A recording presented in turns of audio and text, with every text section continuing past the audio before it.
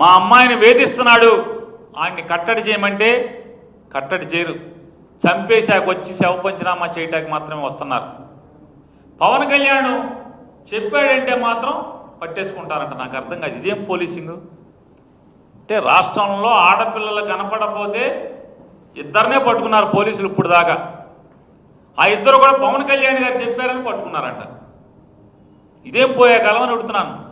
అంటే పోలీసింగ్ పనిచేయరా, ఉద్యోగం చేయరా? పోనీ అందరం పవన్ కళ్యాణ్ దగ్గరికి వెళ్దాం, కనపడిన ఆడపిల్లలందరూ మా అమ్మాయి తప్పిపోయిందని చెప్తాకంటే అతనేమో షూటింగ్లో ఉంటాడు, ఇక్కడ ఉండడు, దొరకడు, చిక్కడు దొరకడు. ఓ సినిమా తీయాలి ఇక, చిక్కడు దొరకడు. చంద్రబాబుకి ఎప్పుడున్నా మాత్రం రాజకీయంగా ఆపద వస్తే మాత్రం పరిగెత్తుకొస్తారు. ఒక చెల్లి ఒక తమ్ముడు ఇద్దరు వచ్చేస్తారు ఎగేసుకుంటా. చంద్రబాబుకి ఏమైనా చికాకు వచ్చిందంటే రాజకీయంగా ఒక చెల్లి ఒక తమ్ముడు కలుగులోంచి బయటకు వస్తారు. మిగతా అప్పుడు ఏం చేస్తారో మనకు తెలియదు. ఇతనైతే మనకు అప్పుడప్పుడు కనపడతాయి ఫోటోలు గిటోలు, షూటింగ్లు చేసుకుంటున్నాడు. ఇవాళ ఇక్కడ వైద్య విద్యలో అవకాశాలు దొరక్క డాక్టర్ అవ్వాలని చెప్పని సంకల్పం, బాల్యం నుంచి నేను డాక్టర్ అవ్వాలి, నేను మనుషుల ప్రాణాలు కాపాడాలి, వైద్యం చేయాలి అనేటువంటి కసితో సంకల్పంతో ఇక్కడ సీటు దొరకపోతే విదేశాలకు వెళ్ళి తల్లిదండ్రుల చెమటోడ్చిన రూపాయితో కూడబెట్టి, అమ్మా నాన్న చెమటోడ్చి సంపాదించి కూడబెట్టిన రూపాయితో విదేశాల్లో చదువుకొస్తే, మెడికల్ కౌన్సిల్ ఆఫ్ ఇండియా పరీక్ష పాస్ అయితే ఇవాళకి సర్టిఫికెట్లు ఇవ్వకుండా పైశాచికంగా, ఇది నరకాసుర ప్రభుత్వం కాక ఏమవుతుందని చెప్తున్నా. వైసీపీ వాళ్ళకి నరకాసుర ప్రభుత్వమే, ఎవరికి పడితే వాళ్ళకి. ఈ రాష్ట్రంలో ఉన్న అవుట్సోర్సింగ్ ఉద్యోగస్తులకి ఇది నరకాసుర ప్రభుత్వం.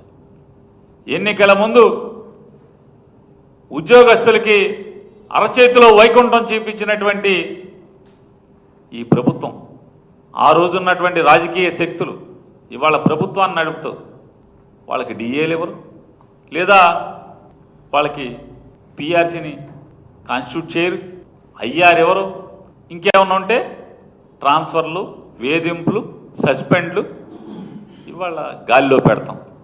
కొత్త పొగడలు భారతదేశంలో ఎక్కడ ఈ నరకాసుర పాలనలో తప్పితే ఎక్కడా చూడం. ఆడికి ఉద్యోగం ఉండదు, ఎక్కడ జీతం రాదు. రోజు పొద్దున్నే డీజీపీ ఆఫీసులో కూడా కొంతమందిని వేశారు, ఐపీఎస్ఎల్ని లేదా డిఎస్పీలని, గ్రూప్ 1 ఆఫీసర్ని. రోజు పొద్దున్నే ఆఫీస్కి వెళ్ళి సంతకం పెట్టి వెయిటింగ్ రూమ్లో కూర్చోవాలి. ఏది విజిటర్స్ వస్తారు కదా, సందర్శకులు వస్తారు అర్జీలు ఇచ్చుకుంటాకి, కలవటాకి, బాధలు చెప్పుకుంటాకి. అక్కడ పొద్దున్న 9:45 నుంచి సాయంత్రం 5:30 వరకు అక్కడ కూర్చోవాలంట, కూర్చుని ఇంటికి వెళ్ళాలంట. ఇది గడిచిన సంవత్సర కాలంగా అనేక డిపార్ట్మెంట్లో జీతం లేకుండా, ఉద్యోగం లేకుండా ఐఏఎస్లు, ఐపీఎస్లు, గ్రూప్ 1 ఆఫీసర్లు అనేక మందిని ఈ రకంగా వేధించుకు తింటున్నటువంటి, వేధింపులు గురవుతున్న వారందరికీ కూడా ఇది నరకాసుర ప్రభుత్వం కాక ఇంకేమవుతుందని అడుగుతున్నాను. ఇవాళ ఈ రాష్ట్రంలో జరుగుతున్నటువంటి ఎర్ర బుక్కు పేరుతో జరుగుతున్నటువంటి ఎర్రి పరిపాలన నరకాసుర ప్రభుత్వం కాక ఏమవుతుందని నేను అడుగుతున్నాను. ఇవాళ ఈనాడు ఆయన రామోజీరావు గారు కీర్తిశేషులు అయిపోయారు, వాళ్ళ అబ్బాయి గారు ఉన్నారు, ఆయన రాస్తాడు. ఇది పేపరా? వెంటాడుతున్న వైకాపా పాపం అంట. నాడు తప్పుల తడకగా హౌస్ హోల్డ్ మ్యాపింగ్, పథకాలకు దూరమై లక్షల కుటుంబాల అవస్థలు, కూటమి ప్రభుత్వంలో సరిచేయాలంటూ వేడుకోలు, సుపరిపాలనలో తొల్లెడుగులో నేతలకు వినతులు. అసలు మీ పాపం ఏం మూట కట్టుకెళ్తున్నారు ఏంటి? అసలు సంవత్సరం అయింది కదా మీరు. అంటే నిన్న ప్రమాణ స్వీకారం చేసి ఇవాళ వెళ్ళామనుకుంటున్నారు ఏంటి? నిన్న ప్రమాణ స్వీకారం చేసి ఇవాళ ప్రజల్లోకి వెళ్తున్నారేంటి బాబు మీరు? సంవత్సరం అయింది. సంవత్సరం నిండిన తర్వాత వైకాపాలో మా పథకం రాలేదన్నారు. నేను రామోజీరావు గారు అబ్బాయిని ప్రశ్నిస్తున్నా, వైఎస్ఆర్ కాంగ్రెస్ పార్టీ ప్రభుత్వమే మంచి ప్రభుత్వం కాకపోతే జగన్మోహన్ రెడ్డి గారు సంక్షేమ పథకాలకి ఏదైతే గైడ్ లైన్స్ పెట్టాడో అదే గైడ్ లైన్స్ని మీరు ఎందుకు కొనసాగిస్తున్నారు?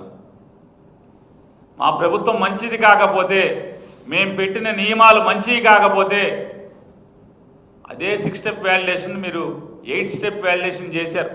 అదే మేము పెట్టిన ఆ రోజు ఎవడకాడు ఏదో ఒక క్వార్టర్ తాగిన కోతిలాగా మాట్లాడారు. ఎవడకాడు ఏం మాట్లాడారు? ఈ పథకాలకి కరెంటు బిల్లుకి సంబంధం ఏంటని సాక్షాత్తు ఈ చంద్రబాబు నాయుడు గారు కూడా మాట్లాడాడు. వాళ్ళ అబ్బాయి మాట్లాడాడు. ఈ పథకాలకి కరెంటు బిల్లుకి సంబంధం ఏంటి? ఈ పథకాలకి 1000 అడుగుల ఇల్లుకి సంబంధం ఏంటి? ఈ పథకాలకి మొగుడుకో కొడుక్కో కూతురుకో ప్రభుత్వ ఉద్యోగం ఏంటి ఉంటే సంబంధం ఏంటి? ఇన్ని మాటలు మాట్లాడారు. మరి అయ్యే ఎందుకు కొనసాగిస్తారు? ఇంకొక ఆయన దాని పేరేంటి, ఏమి యాత్ర, అది ఏదో యాత్ర చేశాడు కదా నాయన, వాళ్ళ అబ్బాయి చంద్రబాబు నాయుడు గారు అబ్బాయి యువగలం. అసలు ఆయన పెద్ద పెద్ద మీటింగులు చెప్పాడు. కారు ఉంటే తప్పేంటి? కారు ఉంటే జగన్ రెడ్డి కంట కారు ఉంటే కళ్ళు కుడుతున్నాయంట. జగన్ రెడ్డి తప్పితే ఎవడో కారులో తిరగకూడదంట. కారు ఉంటే అంట పథకాలు ఆపుతాడంట.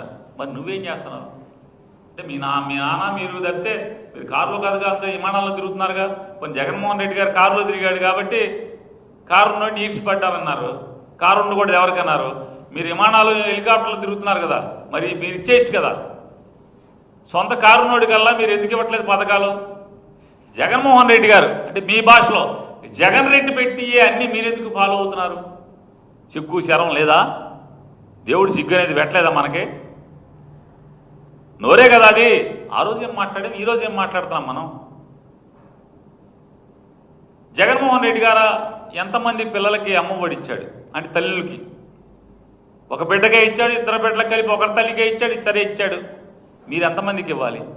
మీరు ఎంతమందికి ఇస్తున్నారు? ఏ పథకం ఇచ్చారు ఇంతవరకు? సంవత్సరానికి 3 బండ్లు అన్నారు, హామీ ఇచ్చారు. ప్రతి సంవత్సరం జూన్ నుంచే 2024 జూన్ నుంచే పథకాలు మొదలన్నారు. సంవత్సరం పూర్తి చేశారు. ఈ రోజుకి సిగ్గు లేకుండా సంపద సృష్టిస్తాం అనే పేరుతో అప్పులు సృష్టిస్తూ మీరు బాగుపడటం తప్పితే, మీ ఎమ్మెల్యేలు బాగుపడటం తప్పితే, మీ కార్యకర్తలను కూడా అనలేము. మీ ఎమ్మెల్యేలకి తొత్తులుగా ఉన్నటువంటి కార్యకర్తలు బాగుపడటం తప్పితే ఎవడ బాగుపడ్డాడు ఈ రాష్ట్రంలో?